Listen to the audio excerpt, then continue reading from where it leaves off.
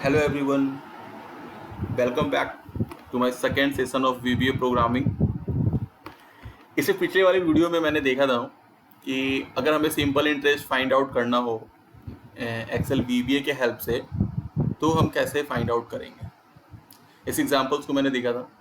अगर आपने इस एग्जांपल्स को देखा और अगर आपको अच्छे से समझ में आ गया तो कुछ और एग्जांपल्स पे आप प्रैक्टिस कीजिए। फॉर एग्जांपल आप यूजर से इनपुट कराइए किसी वैल्यू को और उसका स्क्वायर फाइंड आउट कीजिए, क्यू फाइंड आउट कीजिए, स्क्वायर रूट फाइंड आउट कीजिए, इवन और भी परसेंटेज से रिगार्डिंग या फिर और भी बहुत सारे क्वेश्चंस सिंपल इंटरेस्ट से रिगार्डिंग या मैथमेटिकल्स का और भी बहुत सारा अर्थमेटिक्स का क्वेश्चंस आप इसी कॉन्सेप्ट पे सॉर्ट आउट कीजिए। इससे क्या होगा कि आपका थोड़ा सा लॉजिकल स्किल बिल्डअप होगा प्रोग्रामिंग के फील्ड में।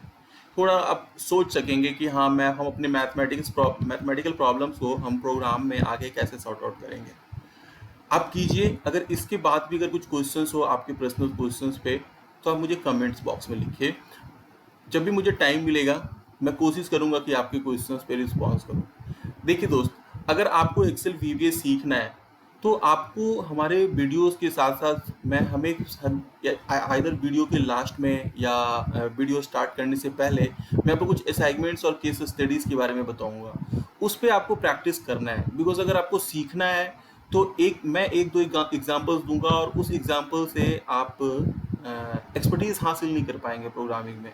तो आपको सीखना पड़ेगा और सीखने के लिए आपको प्रैक्टिस करना पड़ेगा। और प्रैक्टिस करने के लिए मैं आपको सिनेरियो बताऊंगा, जैसे मैं भी बता रहा हूँ आपको कि अगर सिंपल इंटरेस्ट हम फाइंड आउट किए हैं तो उसी तरीके से अर्थमेटिकल जो क्वेश्चंस होते हैं जो हम 5 6 7 8 स्कूलिंग के टाइम पे हम सॉर्ट आउट करते थे, तो एक किसी भी प्रॉब्लम्स को, कॉम्प्लेक्स प्रॉब्लम्स को आप ले लीजिए या सिंपल प्रॉब्लम से स्टार्ट कीजिए और उसे फिर सॉर्ट आउट कीजिए। ज़्यादा से ज़्यादा क्वेश्चंस करेंगे, आपके पास ज़्यादा से ज़्यादा हैंड्स ऑन एक्सपीरियंस होगा। तो ठीक है, आज हम दूसरे क्वेश्चंस की तरफ बढ़ते हैं। देखते हैं एक दूसरा एग्जांपल एक्सेल VBA पे हम कैसे काम करते हैं और कैसे सॉर्ट आउट करते हैं।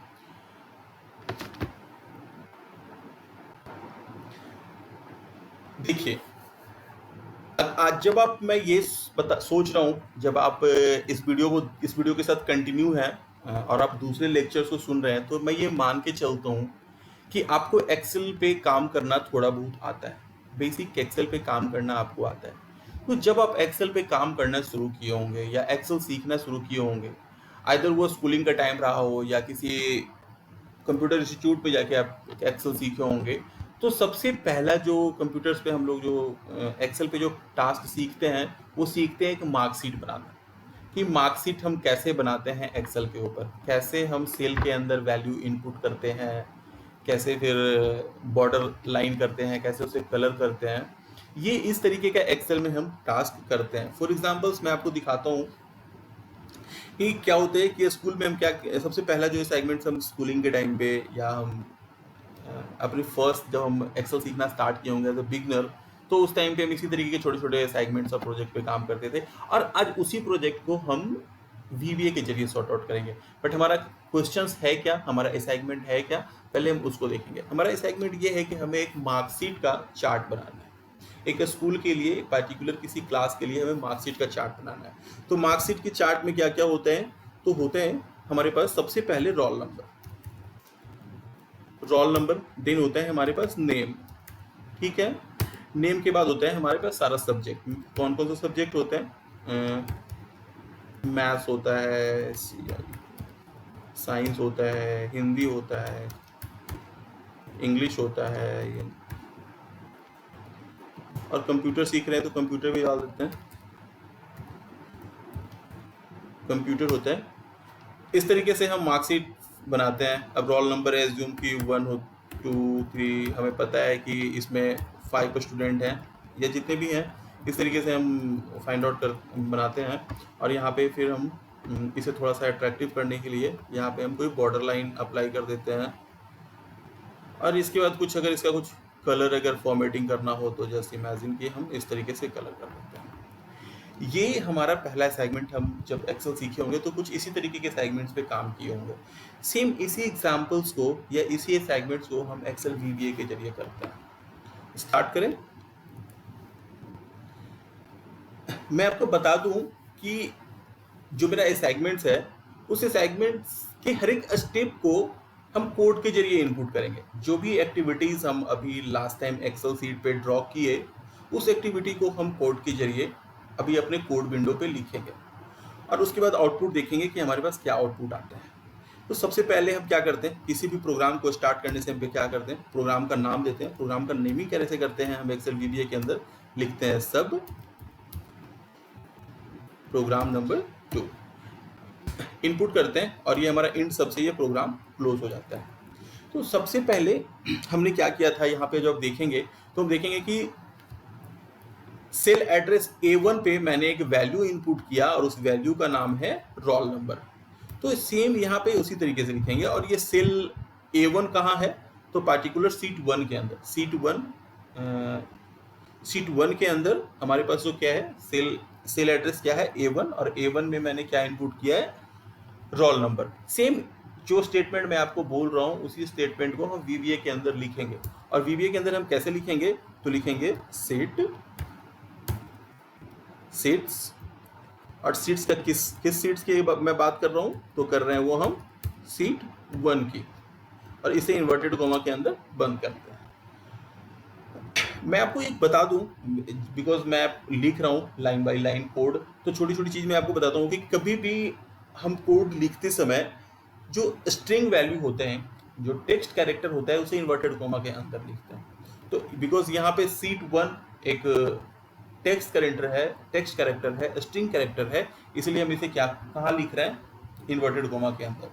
ठीक है, तो सीट्स, और सीट का नाम क्या है, सीट 1 डॉट, इसके अंदर जो सेल एड्रेस A1 है उसको हम बोलेंगे रेंज। वो एक पार्टिकुलर रेंज के नाम से हम उसे बताएंगे। और रेंज A1, रेंज क्या है, सेल क्या है, सेल एड्रेस क्या है, ऐसी बहुत सारी चीज़ें, जो छोटी छोटी चीज़ें हैं, मैं आपको आगे एक्सप्लोर करूँगा एक एक पॉइंट। अभी मैं सिर्फ आपको दिखा रहा हूँ कि हम एक्सेल वीबीए के अंदर प्रोग्राम कैसे करते हैं, ताकि आपको एक अंडरस्टैंडिंग बन जाए, आपके अंदर माइंडसेट हो जाए कि हमें किस तरीके का प्रोग्राम लिखना पड़ेगा यहाँ पे, या क्या सीखना पड़ेगा। सो मैं अपने नेक्स्ट लेक्चर से या नेक्स्ट वीडियो से मैं एज ए बिगनर्स स्टार्ट करूँगा, थ्योरेटिकल एस्पेक्ट्स भी मैं कवर करूँगा। तो अभी के लिए मैं इस कोड को लिखता हूँ। तो अगर कुछ पॉइंट्स अगर आपको लग जाए कि नहीं ये पॉइंट्स मेरे को समझ में नहीं आ रहा है, या इसमें मैंने कुछ ऐसा बोला है जो टेक्निकल्स वर्ड है जो मेरे समझ में नहीं आ रहा है, तो आप प्लीज़ मुझे कमेंट बॉक्स में लिखिए और मैं उस कमेंट पे आपको रिप्लाई करूँगा कि उसका आंसर क्या होगा। ठीक है, तो यहाँ पे रेंज 1 डॉट, अब इसके अंदर मैंने वैल्यू क्या इनपुट किया, वैल्यू इनपुट किया था मैं roll number, roll number.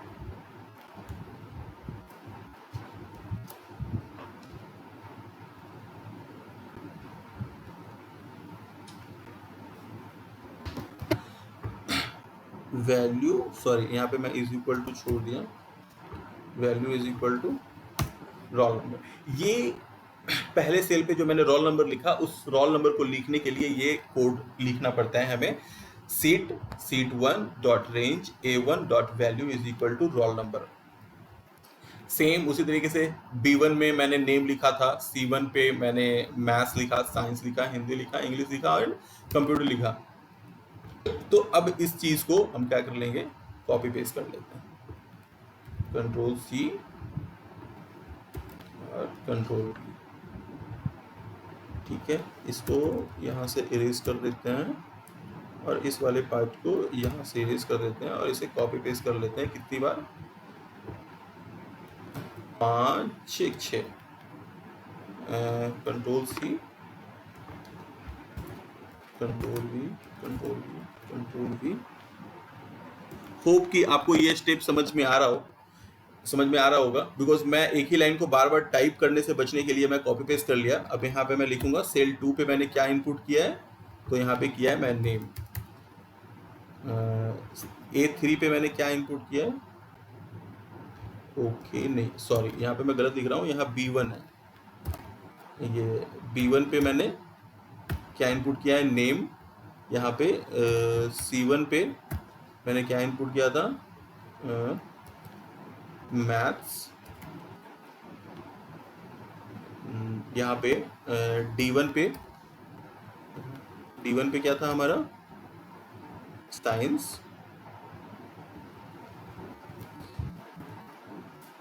Science, then Hindi. E1 पे क्या है हमारा, E1 पे हिंदी और English and computer.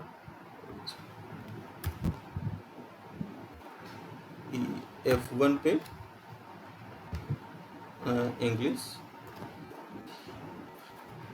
English and last में क्या था हमारा, इसको भी कॉपी कर लूंगा, सीधी EF जी पे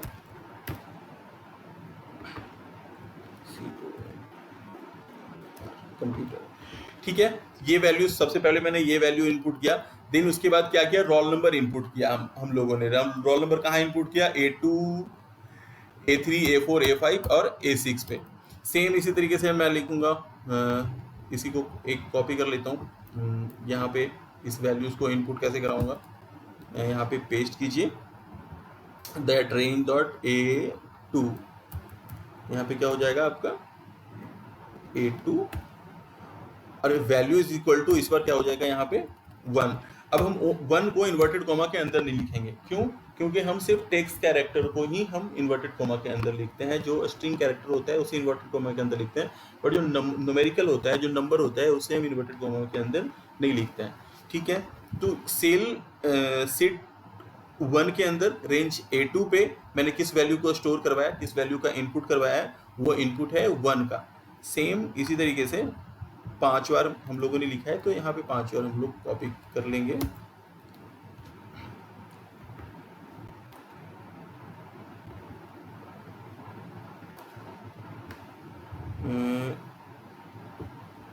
तो सॉरी,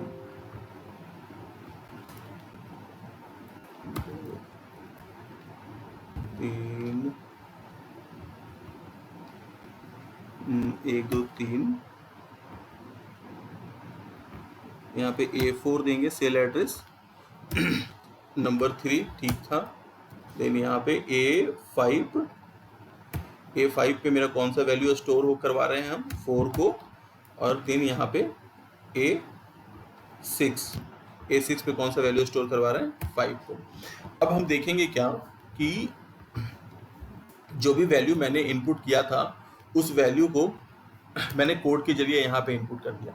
ये 2 लाइन जो नंबर और टेक्स्ट अगर किसी पार्टिकुलर सेल में इनपुट कराना है तो उसके लिए हम कोड क्या लिखते हैं, सीट, देन सीट का नेम, रेंज, किस रेंज में इनपुट कराना है, यहाँ पे रेंज A1 है तो A1, A2 है तो A2, whatever, and dot value, और जो भी इनपुट कराना है। अगर आपको स्ट्रिंग वैल्यू इनपुट कराना है, स्ट्रिंग डेटा टाइप इनपुट कराना है तो इन्वर्टेड कोमा के अंदर इनपुट कराना होगा, और अगर आपको न्यूमेरिकल करवाना है तो वो आपको बिना इन्वर्टेड कोमा के अंदर आपको देना पड़ेगा।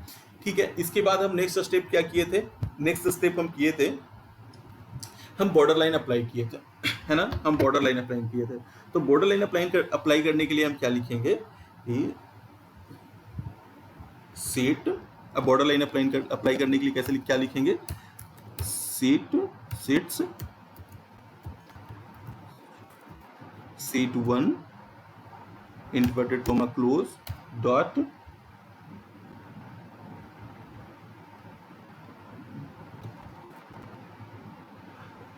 सॉरी, उसके बाद हम रेंज लिखेंगे, रेंज कहाँ से कहाँ तक हम लोगों ने बॉर्डर अप्लाई किया था, A1 से लेके G6 तक, A1 से G6, ठीक है, और डॉट लिखेंगे हम इसे border line, borders dot line style,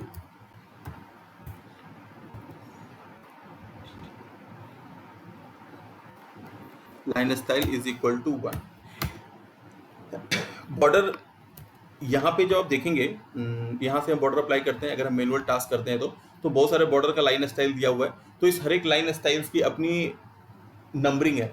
जो ये कॉमन इस वाले बॉर्डर स्टाइल को हम ऑल बॉर्डर्स जो कह रहे हैं, इस वाले बॉर्डर्स को अप्लाई करना होता है, तो इसका लाइन स्टाइल का नाम 1 है। ये सारे किस लाइन स्टाइल पे कौन सा बॉर्डर लगेगा ये आपको गूगल पे इजीली अवेलेबल हो जाएगा। तो रिक्वायरमेंट के हिसाब से हम लोग चेक कर लेते हैं, बट आपकी समझने वाली बात ये है कि पार्टिकुलर रेंज के ऊपर dot borders dot line style is equal to 1, dot borders और dot line style is equal to हम बॉर्डर अप्लाई करते हैं। अब इस पार्टिकुलर रेंज पे हमें कोई कलर अप्लाई करना है, तो कलर अप्लाई करने के लिए इस पार्टिकुलर रेंज पे हमें करना है, इस पार्टिकुलर रेंज पे हमें अप्लाई करना है, तो डॉट लिखेंगे। कलर अप्लाई करने के लिए हम क्या कीवर्ड्स यूज करते हैं, और वो कीवर्ड्स हम यूज करते हैं interior colours.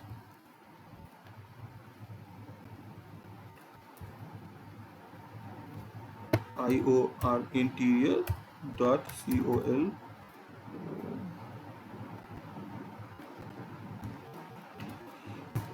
Interior colour index is equal to 8। Same इसी तरीके से हर एक कलर का अपना एक इंडेक्स नंबर है, और ये आपको गूगल पे इजीली अवेलेबल हो जाएगा कि किस नंबर पे कौन सी कलर कोडिंग आती है। इस कोड को जब हम परफॉर्म करते हैं, और इसके बाद इसे हम अभी हटा देते हैं, जो मेरा पहला था उसे डिलीट करते हैं और इस प्रोग्राम को रन करते हैं। जब हम इस प्रोग्राम को रन करते हैं तो हम देखते हैं कि ये हमारा रिजल्ट आउटपुट हो गया। जो हम लोगों ने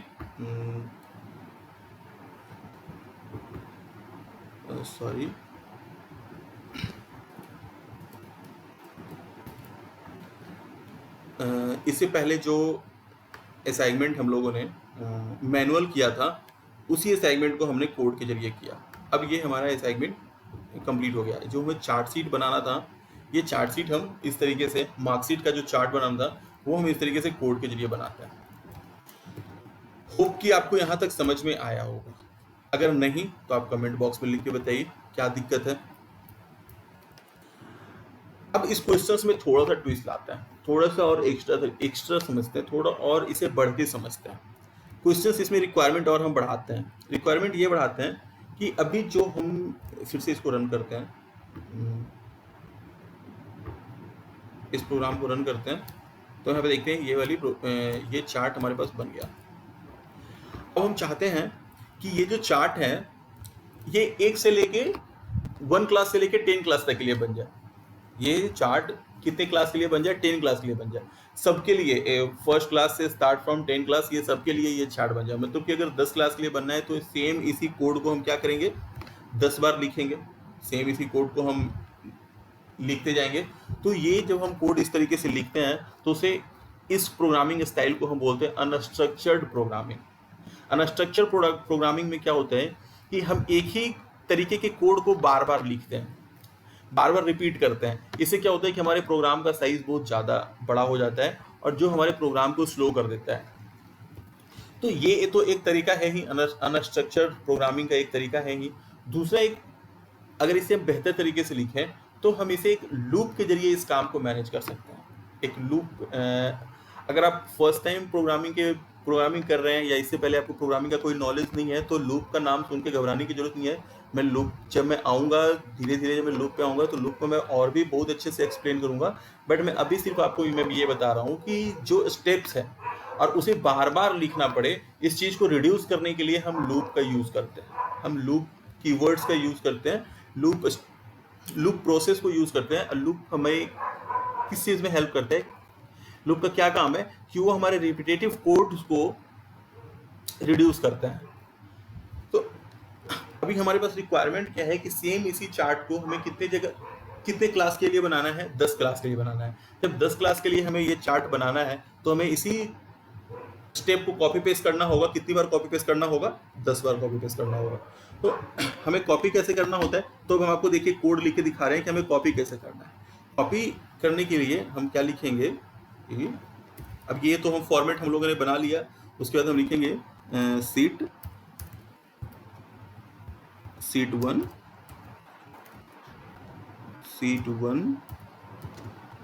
डॉट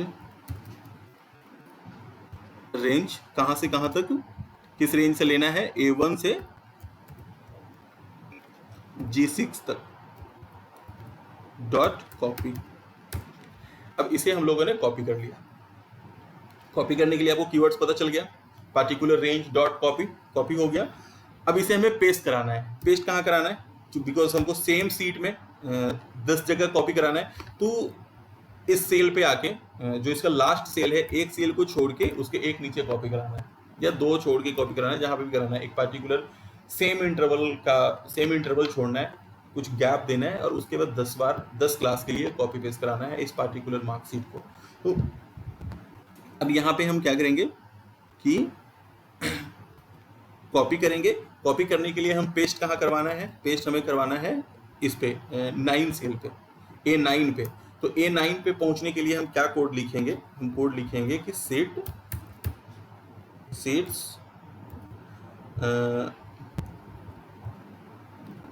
सॉरी जल्दी जल्दी लिखते हैं, range A1 lakhs dot ind dot in excel up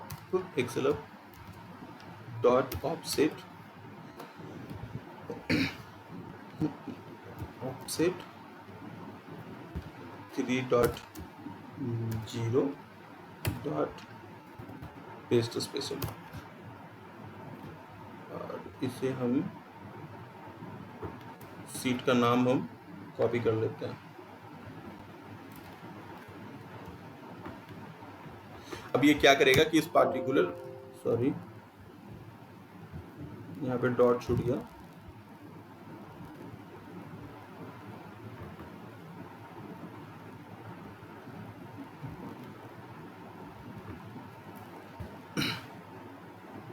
यहाँ पे डॉट देना छूट गया सीट के बाद, ठीक है। इसे यहाँ पे पेस्ट करा दिए। ये जो सेकेंड स्टेटमेंट हमने लिखा है, पार्टिकुलर सीट में, सीट 1 के रेंज एक सेल एड्रेस 1 lakhs पे A1 lakhs मतलब ये लास्ट में जाएगा। और देन एक्सेल अप का करने का मतलब कंट्रोल से एक्सेल अप सबसे ऊपर जाएगा। और देन ऑफसेट फंक्शन हमें क्या करते हैं, ऑफसेट फंक्शन अगर वो समझ में नहीं आ रहा है तो फिर मैं नेक्स्ट आगे क्लास में एक्सप्लोर करूंगा, बट इतना मैं बता दूं कि ऑफसेट फंक्शन क्या करते हैं कि हमारे सेल को मूवमेंट में हेल्प करता है। अभी मैं लिख रहा हूं कि ऑफसेट 30 का मतलब है कि पार्टिकुलर सेल जहां पे है उससे 3 रोज और 0 कॉलम, 3 रोज आगे बढ़ना है, और कॉलम के फील्ड में 0 कॉलम आगे बढ़ना है, और रोज में 3 रोज आगे बढ़ना है। तो अभी हमारा इस कोड की मतलब क्या है कि अभी जो मैंने कोड लिखा है कि कंट्रोल A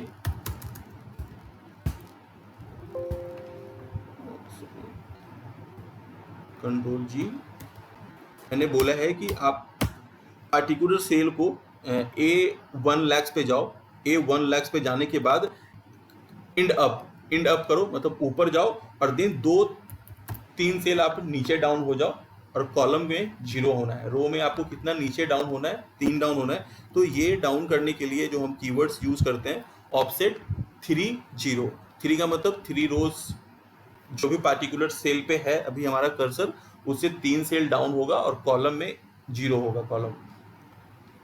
जिस जगह पे कर्सर पहुंचेगा उस जगह पे हम जाके पेस्ट स्पेशल करेंगे, ठीक है।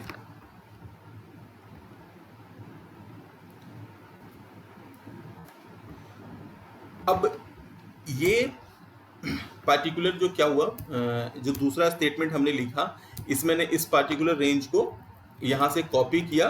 कॉपी करने के बाद यहाँ पे ने बोला कि नीचे जाओ, सबसे A1 lakhs पे जाओ, और A1 lakhs जाने के बाद इसे सबसे ऊपर वाले सेल पे जाओ, जहाँ पे कर्सर स्टॉप हो रहा है उससे 2 सेल नीचे उतरो, और यहाँ पे फिर कंट्रोल V पेस्ट करो।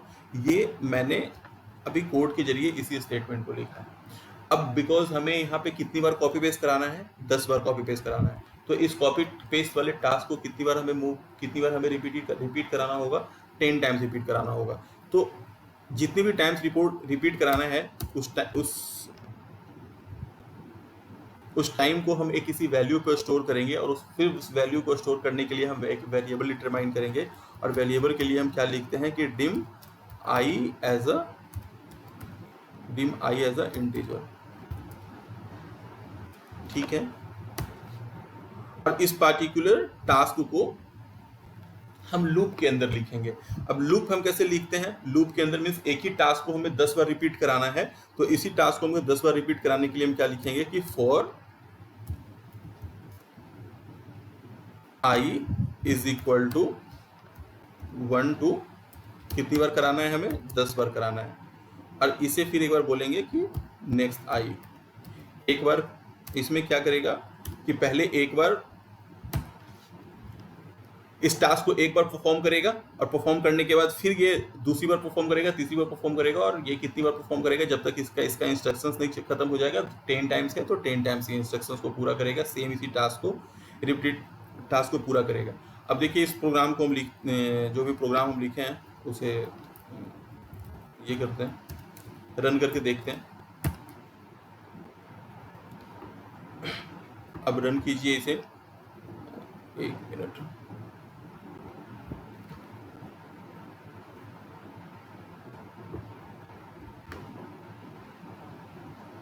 ठीक है, इसे मैं स्क्रीन पे यहाँ ले लेता हूँ, सेम स्क्रीन पे, ताकि हमें स्टेप्स भी पता चलेगा रिजल्ट क्या आउटपुट हो रहा है। ठीक है, अब देखिए इस प्रोग्राम को रन कीजिए।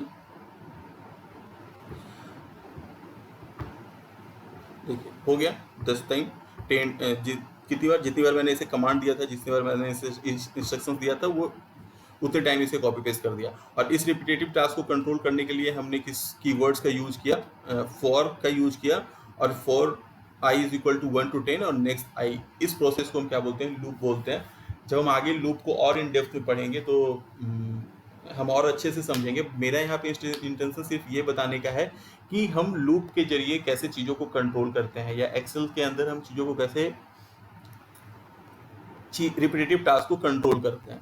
ठीक है, इसमें थोड़ा सा और इसको हम अगर इंटरेक्टिव बनाएं तो हम क्या देखें कि हम यूजर्स को हम अथॉरिटी देना चाहते हैं कि तुम्हें इस टेम्पलेट को या इस चार्ट को जितनी बार कॉपी पेस्ट कराना है उतनी बार कराओ।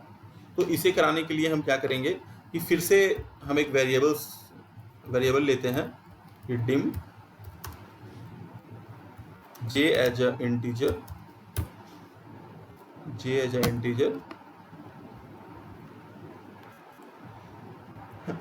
Dim J as a integer. Then उसके बाद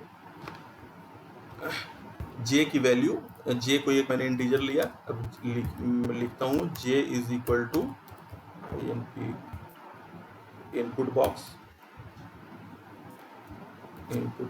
और यहाँ पे मैं इनपुट बॉक्स के जगह पे फिर क्या लिखता हूँ कि प्लीज, हाँ लिखे हाउ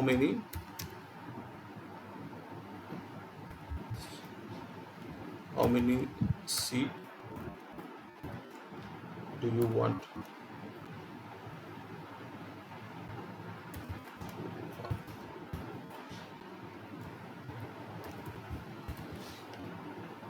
और यहाँ पे हम लूप कहाँ से चलाएंगे?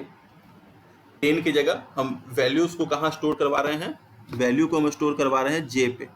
तो जे पे, सॉरी यहाँ पे स्पेलिंग एरर है, इनपुट जे पे स्टोर करा रहे हैं, तो 4 को लिखेंगे नेक्स्ट 1 टू जे। ओके, ठीक है, अब इसको देखते हैं, इसको डिलीट कीजिए। हाँ, अब जैसे ही हम सबसे पहले चाहते हैं कि हमारा जो ये फर्स्ट स्टेप है वो सारा डिलीट हो जाए, जितना भी पहले का जो भी इनपुट्स है वो डिलीट हो जाए। तो हम उसके लिए लिख देंगे कि रेंज ए से लेके जी तक डॉट क्लियर। इसका मतलब जो भी फॉर्मेट होगा वो ख़त्म हो जाएगा, जो भी पहले से इनपुट होगा। सबसे पहले ये इस चीज़ को करेगा, क्या करेगा कि जितने भी पहले से जो भी इनपुट्स यहाँ पे होगी उसे वो क्लियर कर देगा। सीट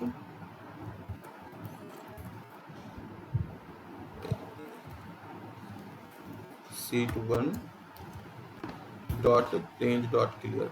ओके, सॉरी, यहाँ पे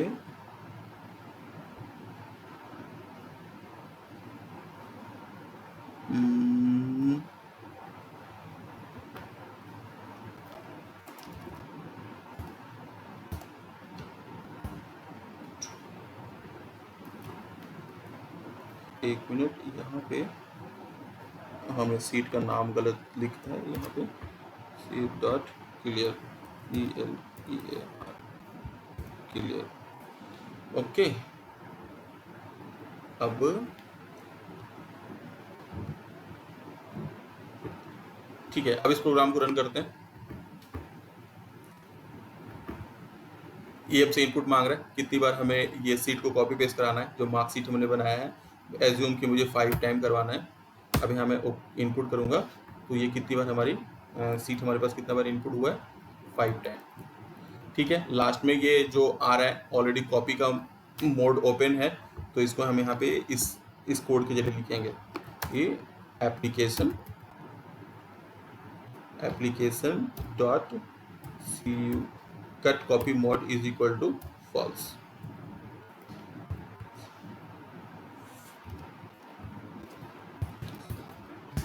अब ये करेक्ट हो जाएगा। ठीक है, फिर से इसे रन कीजिए। रन करने के बाद कितनी टाइम करवाना है आपको, एज्यूम 3 टाइम। ओके, ठीक है, ये आपका होगा। हाँ, तो आपने देखा कि इसे का इस एक सिंपल से टेबल आपको बनाना था, एक मार्कशीट का टेबल बनाना था, और इस टेबल को अगर हम इंटरेक्टिव तरीके से यूज़ करना चाहें, थोड़ा यूज़र फ्रेंडली बनाना चाहें, तो हम कैसे बनाएंगे, कैसे हम थोड़ा सा बेसिक तरीके से आपके सामने लूप का यूज़ करके दिखाया, कैसे इसे इंटरेक्टिव बना के दिखाया। तो आप इसे देखिए, इस पर प्रैक्टिस कीजिए। और एक और बात, अगर आपको चाहिए, अगर आपको लगता है कि ये फाइल हमें मिलना चाहिए, तो आप प्लीज़ अपना ईमेल आईडी हमें कमेंट बॉक्स में लिखिए, मैं आपको ये प्रैक्टिस फाइल मैं आपको ईमेल कर दूंगा। अभी तक के लिए थैंक यू। नेक्स्ट सेशन से हम स्टार्टिंग थ्योरेटिकल से, बेसिक पॉइंट से थ्योरेटिकली और प्रैक्टिकली दोनों चीज़ों को पूरे अच्छे तरीके से एक्सप्लोर करेंगे। अगर आपको ये सीरीज़ अच्छा लग रहा है या आपको लग रहा है कि यहाँ से हम सीख सकते हैं, तो आप प्लीज़ इस वीडियो सीरीज के साथ बने रहें, और हमें विश्वास है कि आप कुछ ही दिनों के बाद अपने आप को VBA के अंदर एक स्ट्रॉन्ग कैंडिडेट समझना शुरू कर देंगे। तो थैंक यू फॉर वॉचिंग।